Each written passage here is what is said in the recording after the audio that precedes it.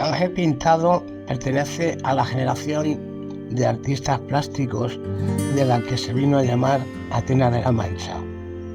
Nacido en la década de 1950, comenzó muy joven con los pinceles y lleva ya más de 45 años de carrera profesional. Le hemos visitado en su taller para hablar de su trabajo y sus ideas estéticas, de lo divino y lo humano, y hemos conocido un poco más a este interesante artista.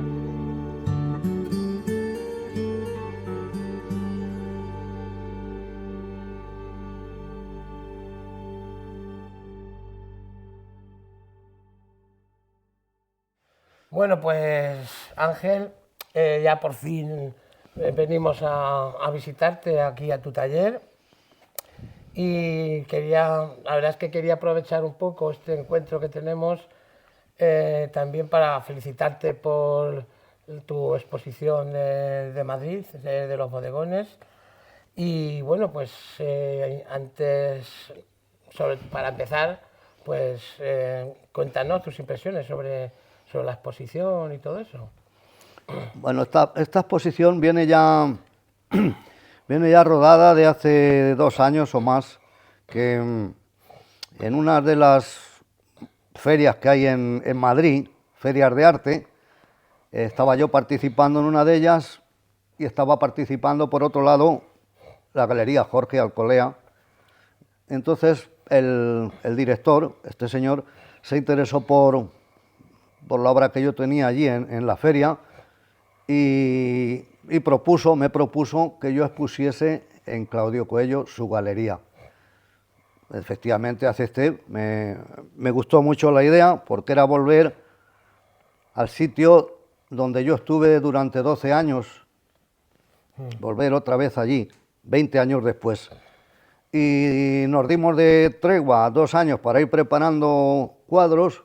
Yo lo centré prácticamente en lo que es tema bodegón y luego me he ido tomando un par de licencias pues para hacer una especie de recreaciones sobre la obra de Beremer, de Delft, y de Sánchez Cotán, un bodegoncista que mucha gente no sabe que es castellano manchego. De Toledo. Es un hombre que es de un pueblo de al lado de Toledo, de Orgaz. De Orgaz, sí.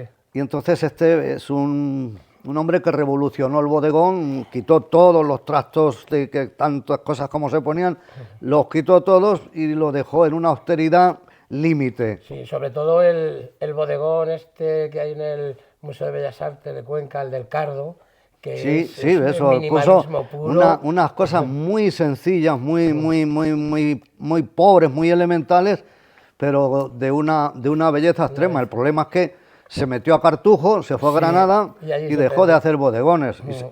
Y se puso a hacer pintura religiosa que para mí ya eso no tenía mucho interés. Bueno, y eso forma parte de la exposición, estas recreaciones que yo he hecho juntando un poco mi obra con la obra de estos genios.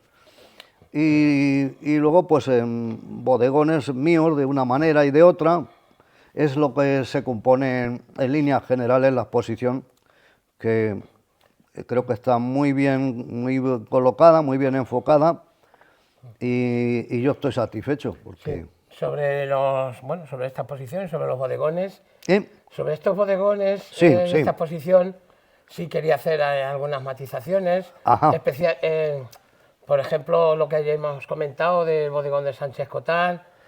Hay uno de tus bodegones que es un guiño muy claro al bodegón del Cardo de Sánchez Cotán, que tiene varios. Claro. Tiene varios con Cardo y tal.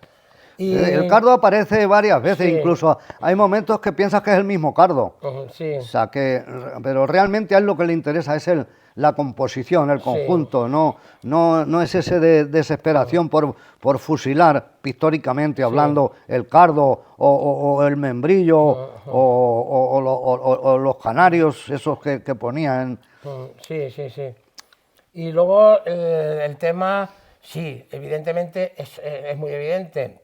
todo ese guiño tuyo a los bodegones clásicos, pero yo en algunos veo cierto guiño a la modernidad, Alan, a la modernidad sí, de, como por ejemplo de Morandi. sí, O claro, de, claro, claro. Sí, sí, efectivamente, está bien traído este pintor. Morandi, pues ahí de alguna manera me puedes ver a mí.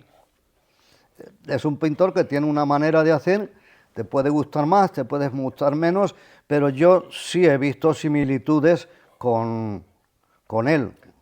No es que yo vaya a querer hacer lo que él hacía, pero sí que por lo que sea, coincido en las formas de componer, de cómo ponían las vasijas, de una manera también muy sencilla. sí, Son unos sí, bodegones muy sencillos, pero para mí muy interesantes, porque yo siempre estoy muy presente de esa frase que es menos es más. sí, sí. Entonces, en Morandi es una cosa también tan elemental, tan justa, pero creo que una de las magias de la pintura es quitar adornos en la medida de lo posible, sin dejar el cuadro sin protagonismo, claro.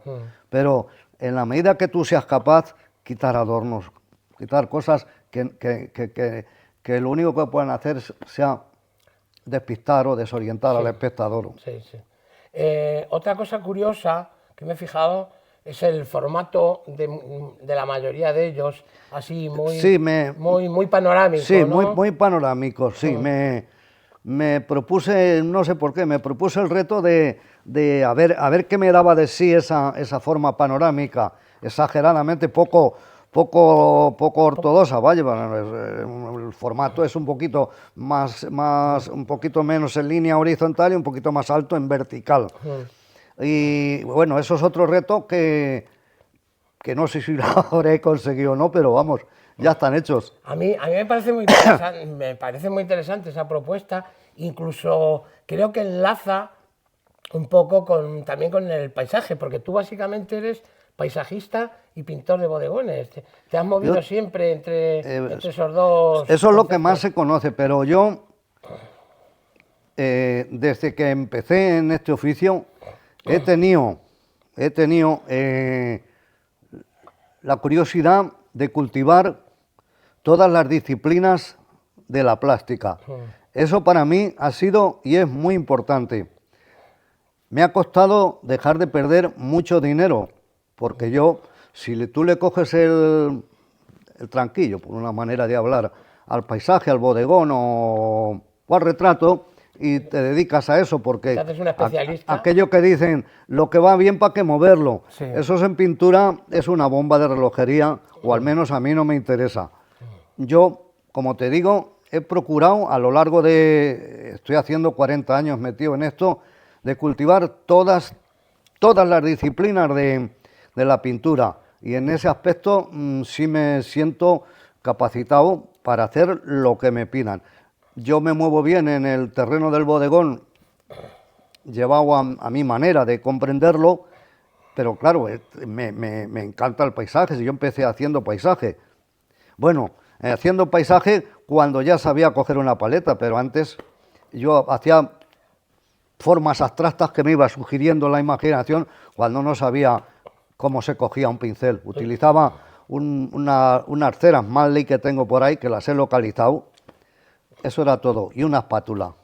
Lo recuerdo porque recuerdo tu Claro, primera exposición ahí en la sala de exposiciones de la Casa de Cultura, sí, sí. que yo creo que no sería ni Ahí siquiera... había, ahí había ya mezclas, porque yo ya conocía a Antonio López Torres, ya empezaba a salir con él, ya me estaba empezando a familiarizar con las técnicas que estamos hablando, y entonces ahí metí las cosas que hacía sobre cartulinas con ceras, ¿eh? Y siempre formas abstractas que tendrían más o menos sentido, y ya algunas cositas sobre la realidad por mi contacto con López Torres. Y no sé si tú recuerdas algo que es anterior a esta exposición que tú me estás recordando, fue en el Molino de Argamasilla. Sí, es verdad, no me acordaba. En el lo molino acabo de de recordar. Masilla es lo primero que hice un invierno por estas fechas, que hacía un frío que pelaba, que me acuerdo con una trasnochada, yo estaba en el bar de al lado, una trasnochada se presentó Pepe Carretero con Antonio López y lo llevó allí a verlas. Y me dice el del bar, dice, vete al molino que tiene visita. Y estaban allí fue la primera vez que yo conocí a Antonio por medio de Pepe. Estaban allí viendo los que yo tenía allí colgados, Sí. que imagínate. Sí, han pasado unos cuantos años. Hostia, sí, es que eso, cuando esto del molino, yo aún no estaba profesionalmente metido en esta historia. Yo profesionalmente empiezo en el año 85, más o menos. Es cuando yo empiezo profesionalmente. Sí, creo recordar que por ese año, no sé si recuerdas que estuvimos juntos en las becas de Almagro en el Sí, año hombre, 85. claro, por allí coincidimos. En el año 85 y tú ya estabas... Yo estuve 3 o 4 años y nosotros coincidimos en alguna de aquellas Sí. becas también traídas y que por culpa de la política se fueron a hacer puñetas. Pero aquello estaba muy bien inventado. Sí. Hacer reuniones de pintores, pero no de un día, sino de un mes, proporcionándoles todos los materiales. Los mejores maestros Los mejores estuvieron en Almagro, mucha gente no lo sabe. Los mejores maestros, señor. es que estuve de García Ochoa, Lucio Muñoz, toda la escuela esta de Madrid, Sí, todos. Villaseñor, toda la flor estuvieron allí. Nosotros tuvimos la suerte Sí. de aprender de ellos. Y aprender, luego la sí. convivencia entre pintores. Sí. Yo creo que eso fue un pistoletazo de salida para muchos. Que fue un pistoletazo de salida para muchos de nosotros.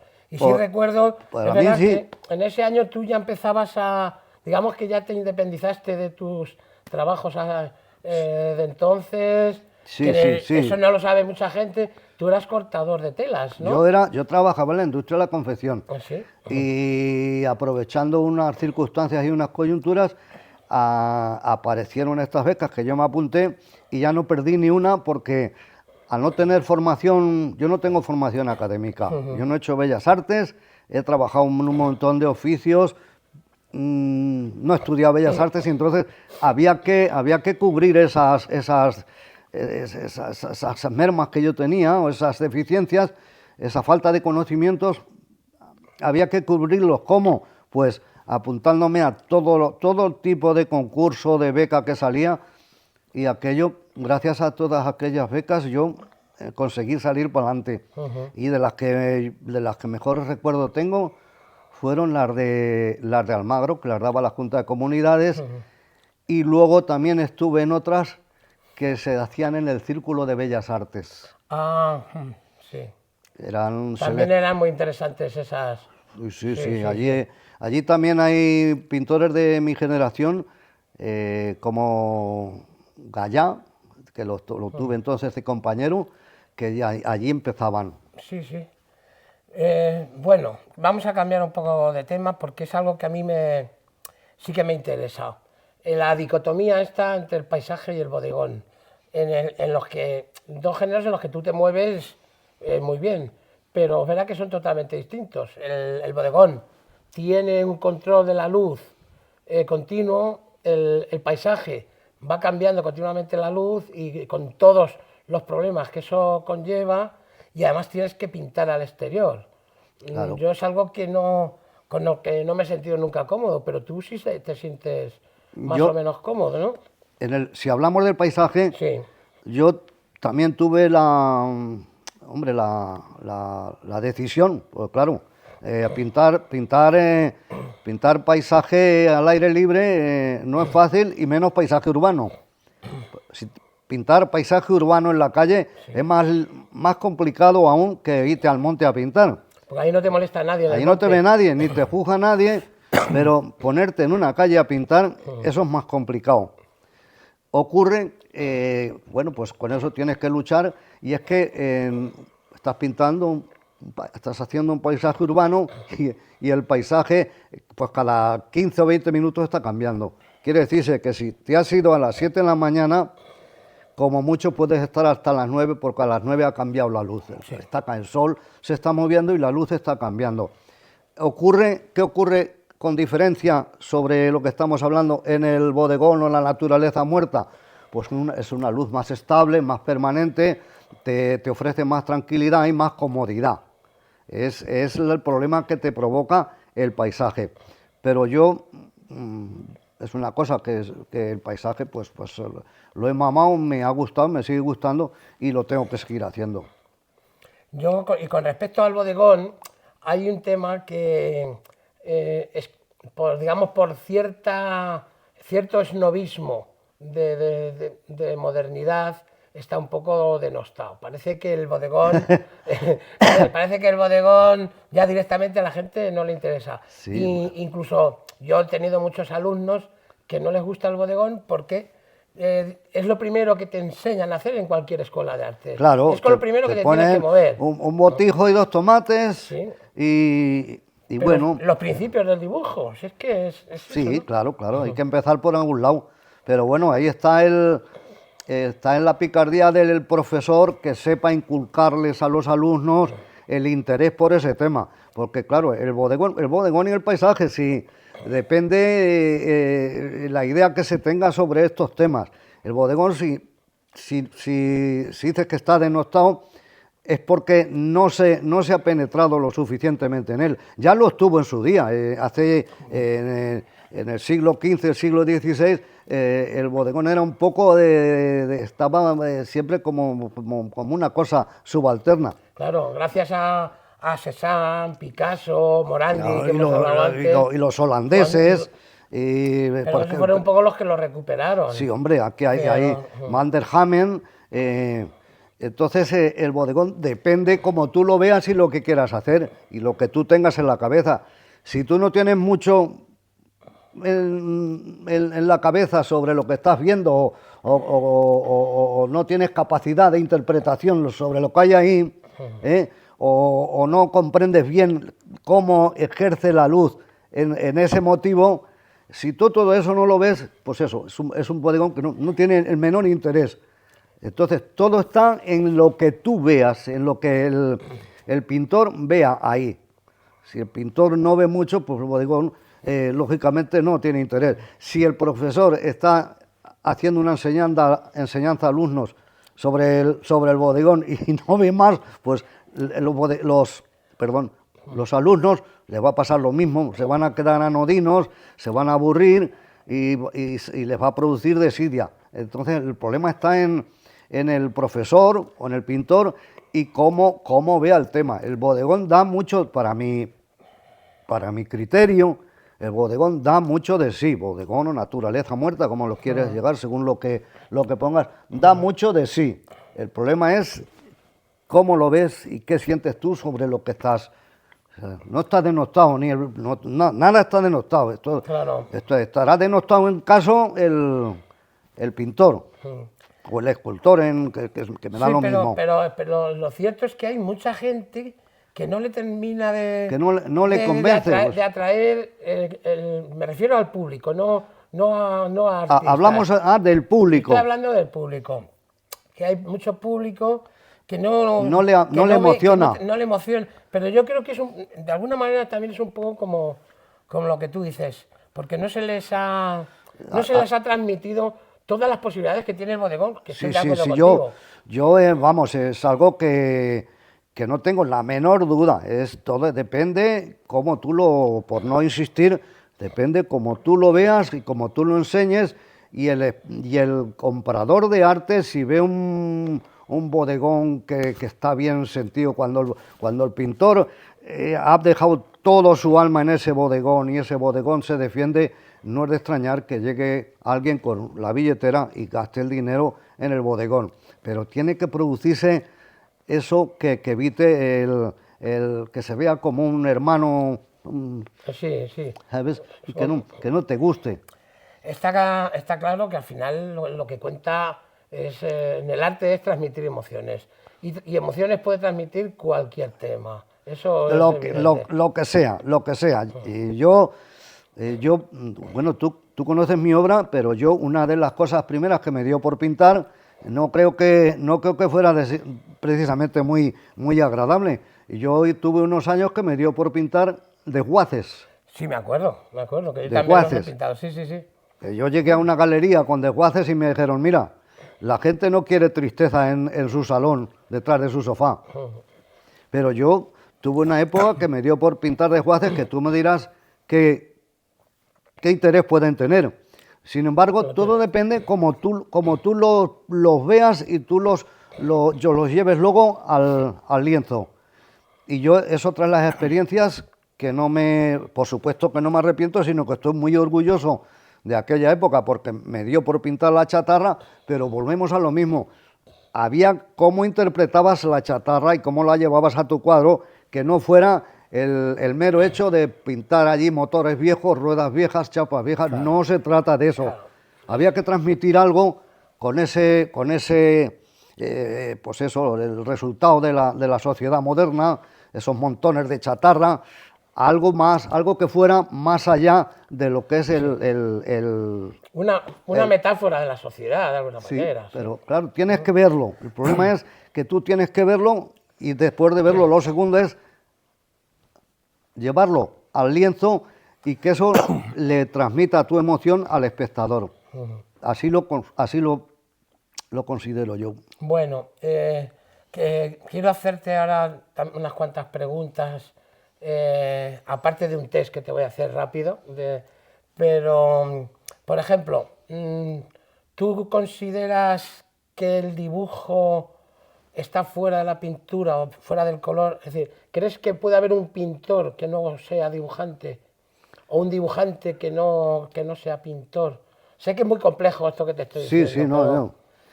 Sí, se puede ser pintor sin tener conocimiento del dibujo. Para mí me resulta un poco...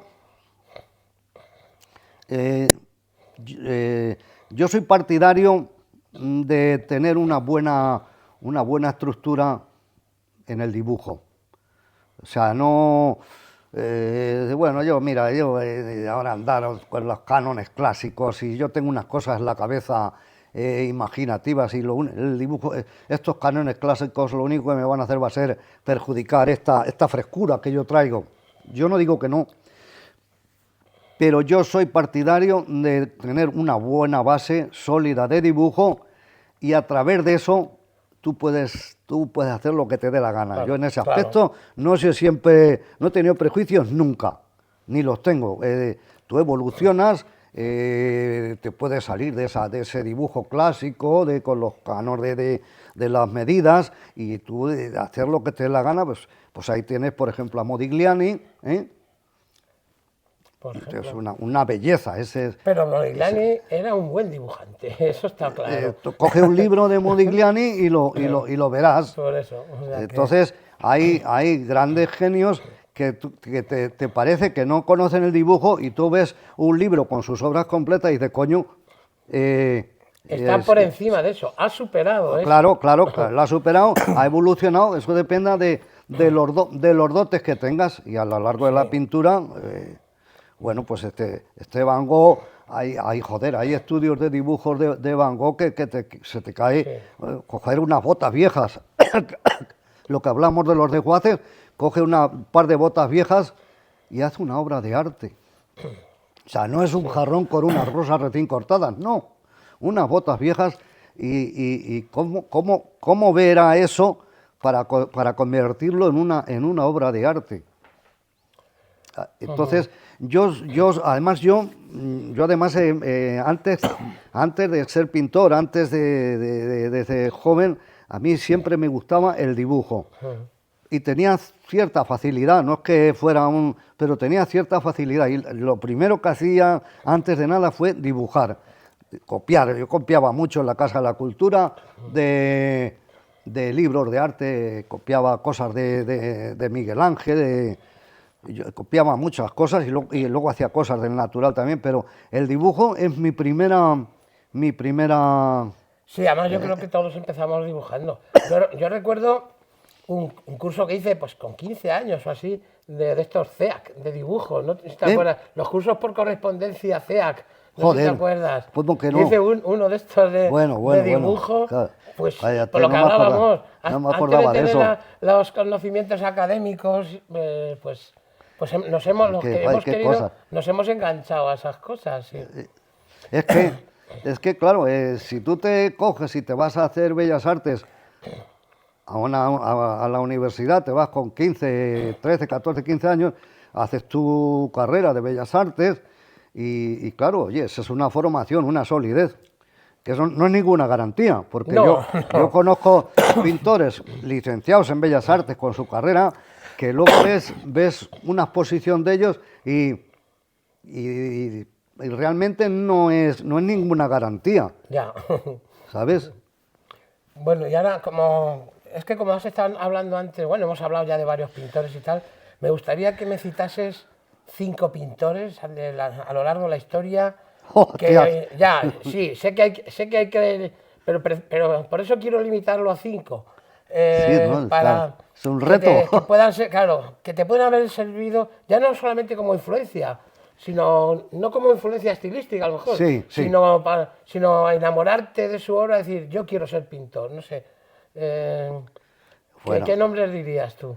pues hay uno que de un tiempo a esta parte yo nunca lo había mirado con ese interés que de un tiempo a esta parte lo hago, que es en Caravaggio. Ajá. Caravaggio. Luego a lo mejor podríamos hablar de Toulouse-Lautrec por la grandeza, la frescura y la libertad de su arte. Luego nos podríamos ir nos podríamos ir reviniendo. Hemos dicho Toulouse-Lautrec, nos podríamos ir a Ignacio Pinazo, es pintura española, contemporáneo de Sorolla.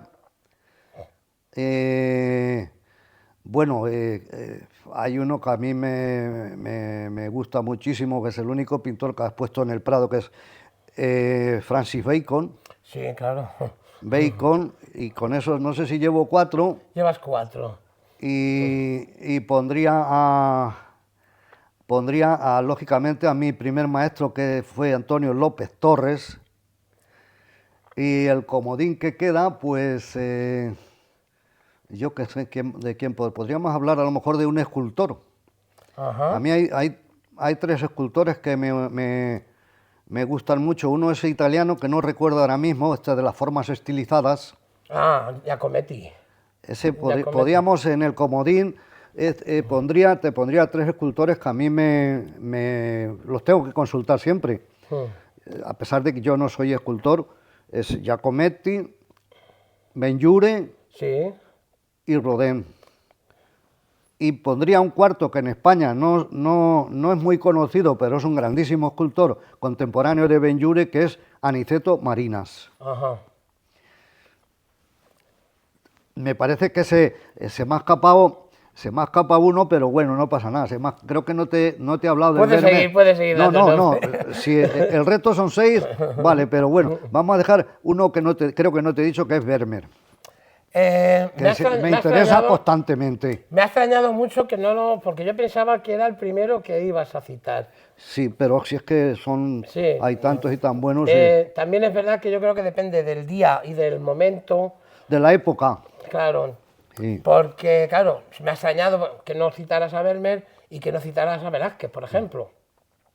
¿Sabes? Bueno, pues me he dejado, como habrás visto, me he dejado a los clásicos. a los puntales, Sí. por ver otros que también hay que acordarnos de ellos. Porque yo hasta hace, no sé, 4 o 5 años, yo no sabía quién era Sánchez Cotán.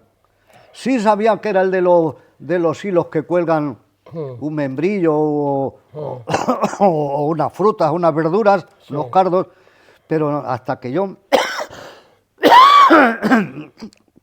me metí con él, yo realmente apenas lo conocía y vi que es un innovador del bodegón. Pero totalmente. Bueno, pues ahora ya, para terminar esta charla, te voy a hacer algo que le hago a todo el mundo y es un test, el texto mellosero. Pues al fin y al cabo tú eres un artista de Tomelloso. Entonces, tienes que elegir entre dos cosas. ¿Vino blanco o vino tinto? No vale. Bueno, tienes como has dicho que bueno, pero bueno, o cerveza, si prefieres. No, yo soy de vino. Mm. Y normalmente vino blanco. Aunque no le hago ascos al tinto, pero como dices de sintetizar, lo dejaríamos en blanco. Vale, perfecto, muy bien. ¿Feria o romería? Feria o romería.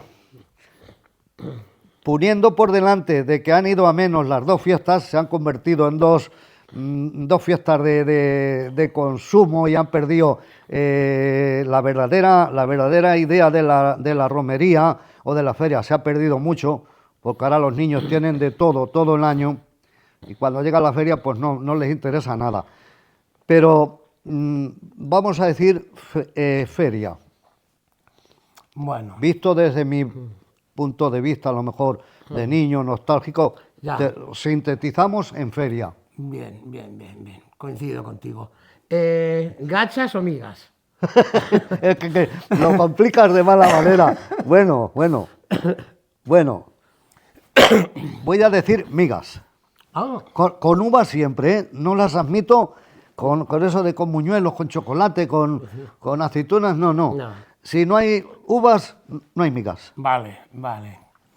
Y bueno, no sé, a ver, qué más cosas. Bueno, sí, hay una última pregunta que sí te quería hacer. A ver cómo te la planteo. ¿Tú crees realmente que Tomelloso sigue siendo la Atenas de la Mancha? Quiero decir, o sea, voy a hacerte una introducción. Es verdad que cuando el periodista Sánchez Almagro dijo que Tomelloso era la Atenas de la Mancha, eran los años 60, que teníamos a García Pavón, a Félix Grande, a Eladio Cabañero, todos esos, claro. Y Antoñito López. Pero es verdad que ahora mismo en Tomelloso estamos cientos de pintores y de artistas plásticos en general. Cientos de gente que pinta. Hay mucha gente que escribe, que hace música, que tal, pero sinceramente, con la mano en el corazón, ¿tú crees que seguimos siendo la Atenas de la Mancha? Pues sí, es que hay muchos nombres muy importantes. Yo, a lo mejor con cierto atrevimiento, yo no sé si hay sitios donde se concentre, hablamos de pintura, escultura, periodismo, novela, escritores. Yo no tengo ni prejuicio en decir que sí. Otra cosa es que luego hay un escalón distinto, pero bueno, eso es otra historia. Sí, pero que quizá lo que hay ahora es producto de lo que hubo, con lo cual, yo de creo alguna que manera... sí, porque cuando me preguntan cómo aquí hay tantas pintores, tanta gente que pinta, pues es que yo no lo sé explicar bien. No sé si viene ya de atrás, porque aquí hubo un buen señor que cuando no se sabía ni de nada de nada, se puso a pintar un cuadro con la valentía que se puso Francisco Carretero, sí, señor. Un hombre sin prejuicios, sin y se empezó a pintar aquí en un Tomelloso de los años 30 o 40, donde no eran tan las cosas, no eran las comunicaciones, no estaban como están ahora. Y claro, de ahí aparece, tras de él aparece, con él aparece López Torres, luego viene su sobrino, y luego ya empezamos a salir generaciones posteriores. Digo yo que si eso será una especie de germen para que haya tanta gente que le interese, tenga cierta vocación, ya no digo por la pintura solamente, sino por las otras disciplinas que estamos hablando. Pues ahora mismo yo leo de vez en cuando un señor que escribe, que se llama José Pozo, que a mí me encanta cómo escribe. Sí. Y ya te estoy hablando, ya no te estoy hablando de Juan Torres Grueso o de Eladio Cabañero, que dicho sea de paso, no está lo suficientemente reconocido, pero bueno. Sí. Pues bueno, no sé, yo creo que ya con esta charla o entrevista, como le llame, por lo menos la gente puede conocerte un poco más. Pues yo creo que muchísima gente que te conoce como pintor, conoce tu obra, pero no conoce a Ángel Pintado. Yo ya hace un par de Tú sí, años, tú me que te conoces, conozco. tú me conoces desde hace mucho tiempo. Y bueno, pues Y además eres del gremio, por coño. eso. Entonces, bueno, pues ha sido un placer compartir contigo. Como siempre que compartimos ratos, Sí, pues siempre, hablar de arte, hablar de las cosas que nos... siempre es una Sí. satisfacción. Y bueno, pues muchas gracias y espero sobre todo que la exposición de Madrid tenga mucho éxito Tenga buen... y eso, y que vendan, porque al fin y al cabo nosotros tenemos que comer también, ¿verdad? Claro, si tú te dedicas exclusivamente a esto, pues tienes que vender la obra, es que no hay otra alternativa. Y Hay quien para dice ser mejores hay que vender para sí, poder seguir hay que pintando. vender. La obra se hace para venderla y para que la disfrute el público, no para amontonar los cuadros en tu estudio. Esa es mi opinión, porque hay gente que dice, yo no vendo obra. Pues cada cual es muy dueño de sus decisiones. Yo, además, lo he aprendido de hace muchos años de gente más profesional que yo, que me decía, Ángel, los cuadros hay que venderlos. ¿Qué ocurre? Pues que quienes nos llevamos dedicando a esto toda la vida y hemos tenido la suerte, en mi caso, de decir, yo vendo lo que pinto, Sí, que no es lo mismo vender lo que pintas que pintar lo que vendes. Sí. Pero bueno, dicho sea de paso, después de eso, yo he vendido todo lo que he hecho. Ocurre pues que en aquello que dicen que en casa del herrero cuchillo de palo. Yo prácticamente no tengo nada más que obra de pequeño formato y todo a medias. Yo no tengo obra. Ese es el pago que te cuesta en la vida, el vender la pintura, es que tú no tienes. bueno, pero cuando desaparezcas, Ángel, te encuentra una cosa, que toda la obra que te quedara no te la vas a poder llevar contigo. No, seguro. Con lo cual, pues ya está, que la Quede disfrute, sea lo que sea, las quedará. personas. Pero vamos, yo tuve la suerte, he tenido la gran suerte de hacer, y yo ya termino por mi parte, de conseguir hacer una retrospectiva muy importante en vida de prácticamente todo lo que he hecho desde el principio hasta el año 18 y he conseguido algo que pensaba que era imposible, y era recopilar toda la obra más importante de esos 30 y tantos Sí, años. que además recuerdo que fue una odisea poder reunir todas esas Hombre, obras, muy, que me muy complicado, muy comentaste, complicado. porque había cuadros que hacía 30 y tantos años que los Sí, había vendido. y conseguir llegar a ellos. Eso fue una odisea, pero me llevo al otro lado el gusto de haberlo conseguido. Bueno, pues nada, lo Mi, dicho. mi agradecimiento a vosotros por esta interesante entrevista y que aquí tenéis la puerta del estudio abierta cuando os parezca bien, sin ningún prejuicio. Bueno, tenemos otra pendiente con José Ramón. Ah, un vino con José Ramón, Sí. así, o en su estudio o en el tuyo.